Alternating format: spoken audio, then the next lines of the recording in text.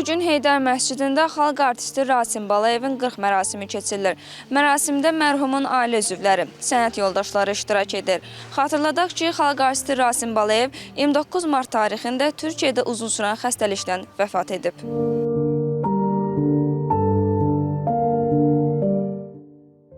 Rasim müəllim əslində o şəxsi mənada deyim, mən özümün onun obrazı ilə siyasətçi olmuşam, əqidəli sahib olmuşam.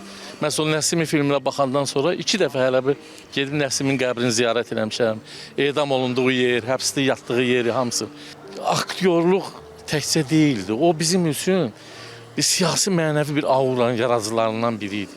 Obrazlarına nə qədər Azərbaycan xalqı var, Rasim yaşayacaq.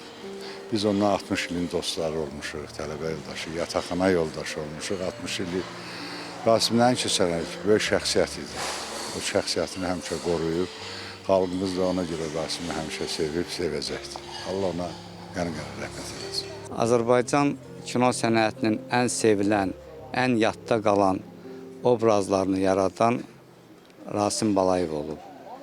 Həmişə xatirimizdə olacaq, həmişə gözəl hisslərlə xatırlanacaq. Rasim Balayevi özünə məxsus humorist olan adam. Hamı onu belə dramatik aktyor kimi tanıyırdı. Tarixi qəhrəmanlarımızı canlandırır. Amma Rasim Balayevlə şəxsən oturub söhbət edəndə onun necə gözəl humoristik hisslərə malik olduğunu göstərir.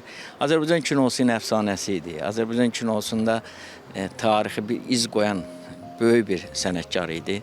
Təbii ki, Azərbaycan kinosu da itirdi, Azərbaycan xalqı da itirdi. Rasim Balayev çox istəyirdi ki, həmişə insanlara dəstək olsun.